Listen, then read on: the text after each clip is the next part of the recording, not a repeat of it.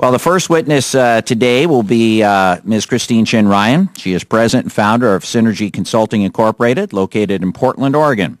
She's also the first woman and Asian American to serve as chairperson of the Governor's Small Business Council. She's here to testify on behalf of the Oregon Small Business for Responsible Leadership Group. It's a nonpartisan advocacy organization committed to the creation, promotion, and preservation of small business in Oregon. She's a good friend and a good friend of small business. Ms. Ryan. Push the button there, Christine. Okay, there you go. Thank you, Chairman Schrader and members of the committee. For the record, I'm Christine Chin Ryan, and I have been a small business owner since 1988. First, I want to give you some statistics on small businesses in Oregon. Small businesses definition is 100 employees or less, and account for 51% of the private sector employees in Oregon. 98% of the approximately 112,203 employer firms in Oregon are small businesses. The 20 to 49 size class provides the largest number of small business jobs, around 203,339. The source is the Oregon Employment Department for the Oregon Economic and Development Department. The main issues addressed in the written testimony that affect small business owners are the complexity of the tax code, the true cost of Social Security, and the AMT. Most small business owners need to hire a tax professional because of the complexity of the tax code. The time spent on keeping records to make sure they are in compliance with the law is extremely time-consuming for small businesses and takes away from their day-to-day operations. I spent approximately $10,000 to $15,000 a year for my CPA and bookkeeper services. This money can be spent on capital costs towards hiring a part-time employee.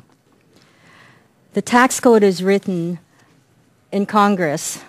The regulations are written by IRS, and the tax court cases memorandum interprets the law. This has contributed to the complexity. In addition, the IRS generated revenue procedures, revenue rulings, circulars, and on. Originally, some forms were only 2 to 3 pages, example Form 990 and 5500. Now there are 9 to 11 pages plus schedules. Originally, the tax rates were high and the code was simpler. The government needs money to operate. When the tax rates were lowered, then the amount of money the government got was less. In order to increase tax revenues, the government put in rules to limit the deductions, thereby increasing taxable income and tax revenues and adding to complexity. As a result, the past 3 to 4 decades, the complexity of the code rules have been compounded. I have 2 examples in my written testimony that I will not go through because of time limitations. The next one is in the written is the true cost of Social Security. The true cost of Social Security also adds to complexity. Currently, sole proprietorships automatically have to pay 15% of income up to $100,000 into Social Security and Medicare before any itemized deductions, and then pay tax on that income again at the regular tax rate. Why does this affect small businesses? 15.3% is a significant percentage to operating capital.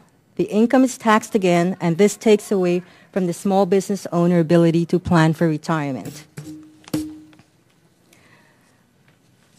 Another issue is the alternative minimum tax, AMT, which adds another level of complexity.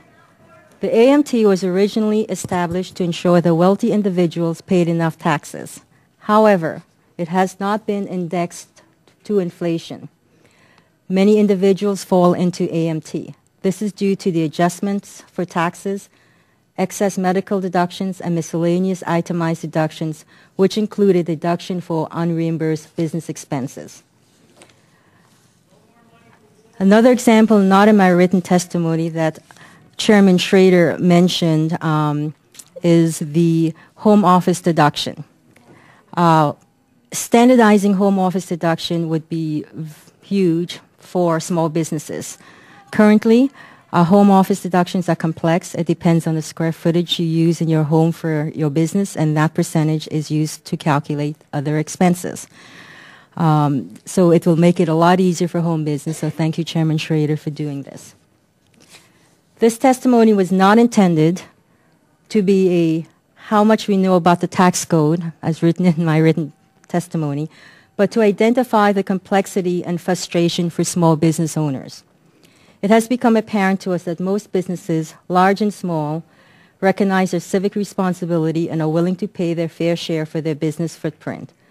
I would like to underscore the word fair, as a fair tax code assures participation rather than encourages searching for intricate ways to pay as little as the law allows. Thank you.